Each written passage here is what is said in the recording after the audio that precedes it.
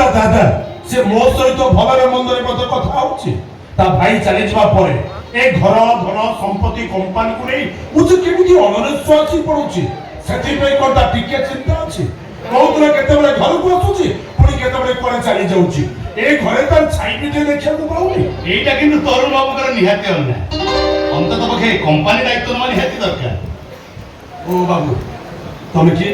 ଆରେ ସେ ପୁରା ଆମ କମ୍ପାନୀର ଆସିଷ୍ଟାଣ୍ଟ ମ୍ୟାନେଜର କାଳିଚରଣ ମଙ୍ଗରାଜ। ତ ବଡ ଭାଇ ବରୁଣର ମୃତ୍ୟୁ ପରେ ମୁଁ ତାକୁ କମ୍ପାନୀରେ ନିଯୁକ୍ତି ଦେଇଛି।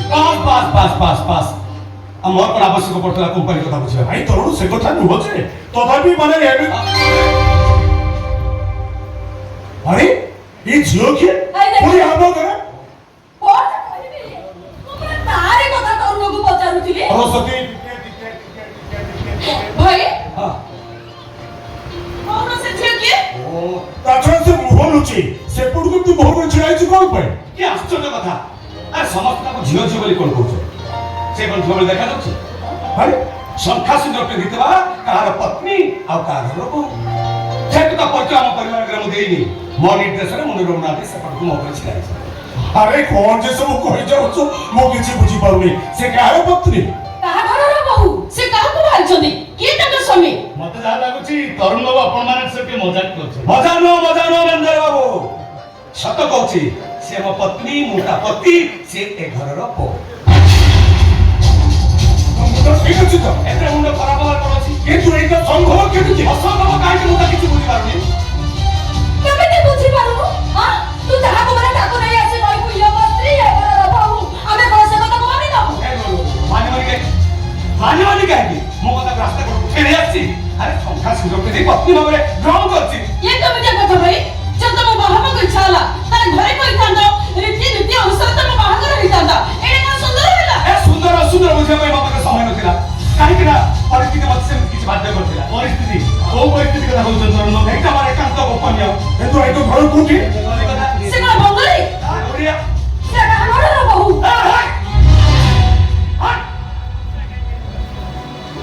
ପ୍ରଶ୍ନ ପରେ ପ୍ରଶ୍ନ ପଚାରିଛନ୍ତି। ତା ସହିତ ମୋ ପ୍ରେମ ସମ୍ପର୍କ ଥିଲା। ହଠାତ୍ ଆମେ ନିଷ୍ପତ୍ତି ନେଲୁ ଆମେ ବାହା ହେବା। ବାହା ହେଇଗଲୁ। ବାସ୍ ଶୁଣ, ତମମାନେ ମନକୁ ବୁଝେଇଦବ, ତା ପରିବାର ସହିତ ତାର କିଛି ବି ସମ୍ପର୍କ ନାହିଁ। ସାର୍, ମୁଁ କହିବା କଥା ଯାହା ତ ଘଟିବାର ଥିଲା ଘଟି ସାରିଲାଣି। ଏ ସମୟରେ ତରୁଣ ବାବୁଙ୍କୁ ବିରକ୍ତ ନ କରି ବରଂ ତାକୁ ସହଯୋଗ କରିବା ଉଚିତ। ହଁ ଠିକ ଅଛି ନିଶ୍ଚିତ ଭାବରେ। ଆରେ ସରସ୍ୱତୀ ତମେ ଯାଇନ କାହିଁକି? ଆରେ ପୁଅ ବୋହୂକୁ ବନ୍ଦାପନା କରି ଘର ଭିତର ବ୍ୟବସ୍ଥା କର। ମୋଲା ବୋହୂର ମୁହଁ ଯାଇ ଆମେ ଦେଖିନୁ, ଆଉ ବନ୍ଦାପନା କ'ଣ କରିବୁ? ଏ ତମେ ମାନେ ବନ୍ଦାପନା କର କି ମୋ ଦୁଃଖ, ମୋର ସେଟା କିଛି ବି ଇଣ୍ଟରେଷ୍ଟ ନାହିଁ। ମୁଁ ଯାଉଛି ରଘୁକୁ ନେଇ ରୁମଟାକୁ ସଜାଡ଼ିବି। ଏ ଭାଉଜ ଟିକେ ମୁହଁ ଦେଖା ମ। ଆରେ ବାବା ବାହାନା କରୁଛ କ'ଣ?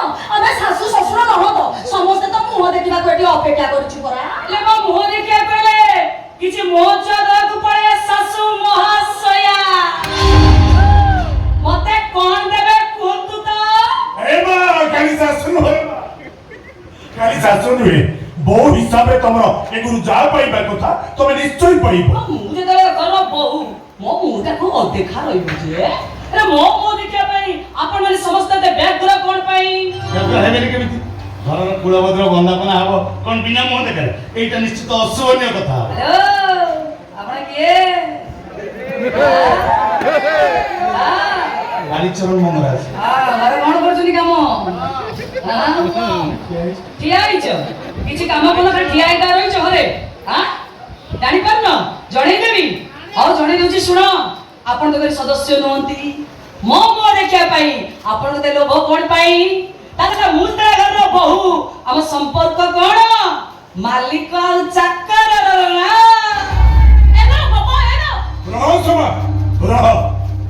ଦେଖ ବୋହୂ, କାଲି ଖାଲି ମୋ କମ୍ପାନୀର ମ୍ୟାନେଜର ନୁହଁ, କହିବାକୁ ଗଲେ ଏ ପରିବାର ଜଣେ ସଦସ୍ୟ। କାହିଁକି ନା ଖୁବ୍ କମ୍ ଦିନ ଭିତରେ ସୁବାସ କାଳିର ବାହାଘର କରିବା ପାଇଁ ଆମେ ନିଷ୍ପତ୍ତି ନେଇଛୁ। ଓହୋ ଏମିତି କଥା, ମୁଁ ଆଉ କେମିତି ଜାଣିବି? ସେଇଥିପାଇଁ ମୋ ପାଖରେ ଡେଉଁଛନ୍ତି ଖବର କହିକି ମୁଁ ଆଉ ନନ୍ଦ ଶାଶୁଘରୁ ଚାଲିଯିବେ ନା?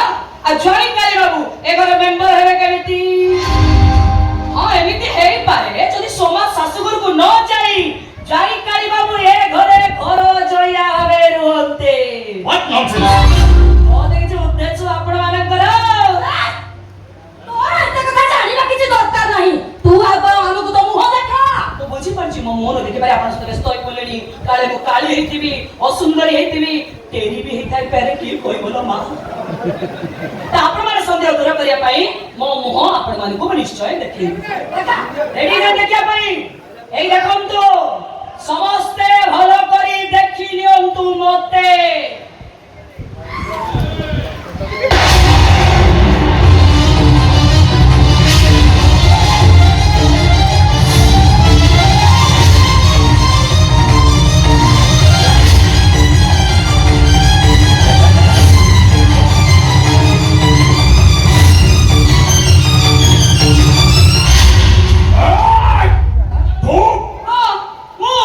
तरुण को स्त्री